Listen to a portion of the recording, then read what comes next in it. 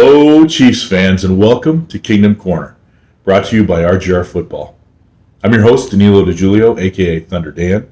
You also may have listened to me for the last 2 years as host of the Red Friday Roundtable over on the Chiefs Wire. They do good work over there. Check them out. Today we kick off our first ever pregame edition with a Week 1 breakdown of the Kansas City Chiefs' first opponents, the Houston Texans. Thursday night marks the opening of the 2020 NFL season, with a primetime game at Arrowhead Stadium. More notably to members of Chiefs Kingdom, it marks the Kansas City Chiefs' first defense of a Super Bowl title in over 50 years. Longer than many Chief fans have been alive, including myself. The two-time champion Chiefs will face off against the Houston Texans in a matchup between a pair of the fastest receiving corps in the NFL. Both teams have secured their phenom quarterbacks to long-term deals, but aside from those two similarities, the future of each franchise couldn't look more different. Chiefs QB and face of the franchise and the league, Patrick Mahomes, has been signed to a 12-year, $500 million with a B dollar contract.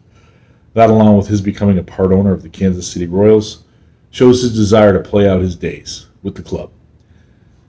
Even with that massive deal, KC has managed to retain key players on both the offensive and defensive side of the ball, as well as extend their newly minted Super Bowl champion head coach and GM tandem to contracts through 2025 in preparation for what Chiefs Kingdom, and I'm sure the Hunt family, hope will be an historic run at the NFL record books. Conversely, while the Texans have signed Deshaun Watson long-term, they have a coach in Bill O'Brien who has a lot to prove, despite the fact that the franchise has endorsed him by granting him the GM position as well. Ownership is giving him all the control, which means he'll bear all the responsibility should the season go poorly. Add to that, the team has new coordinators on the offense and defensive sides of the ball. That challenge looks that much more Herculean.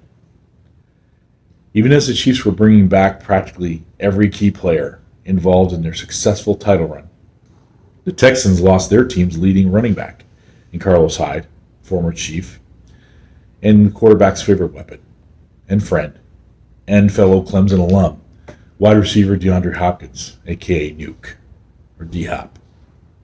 D-Hop's arguably one of the league's top wide receivers, maybe even the best. He's going to be replaced this year by a couple of solid veteran wideouts in Brandon Cooks and Randall Cobb, but neither of whom has ever approached the rarefied air that Hopkins seems to glide through nearly every week. That's to say nothing of the undeniable and tangible connection between Watson and Hopkins.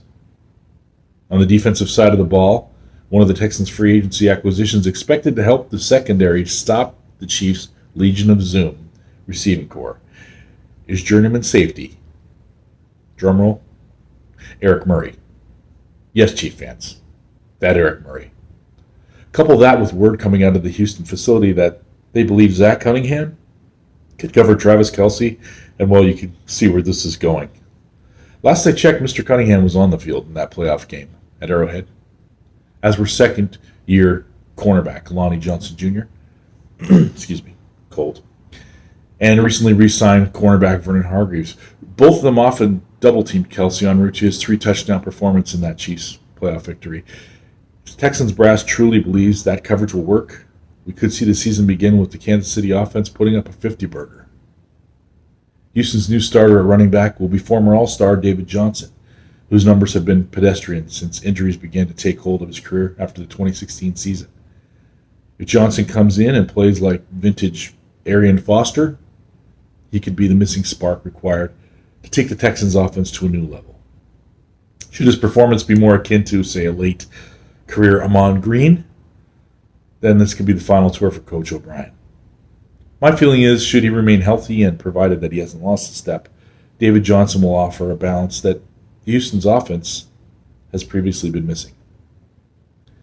Then it'll be up to Coach O'Brien and Mr. Watson to take advantage of that balance. The first game of Week 1 will be a test of two teams at very different crossroads. The Chiefs, who are just beginning an era of unprecedented success at the quarterback position, with a championship roster that's been fortified and a coaching staff that is virtually unchanged. The Texans are coming off of a season that ended with them allowing or having thrust upon them an epic comeback to an undeniable offense. supported by an adjusting and then smothering defense. To begin the new season and the defense of their Super Bowl title, the Chiefs host a team, in short, they know they can beat. The Texans, on the other hand, travel to face the very team that dismantled them in their playoff hopes. They bring with them a cadre of new players at key positions, new coordinators, offense and defense. And the same old question: can the Houston Texans rise to a status beyond AFC also-rans? My prediction?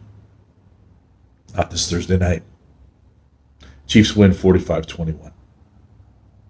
The last emboldening fact to that, for me, is the fact that Andy Reid is amongst the best, if not the best ever, head coaches after a bye week. And he's essentially coming off the longest bye week in NFL history. This weird year of 2020.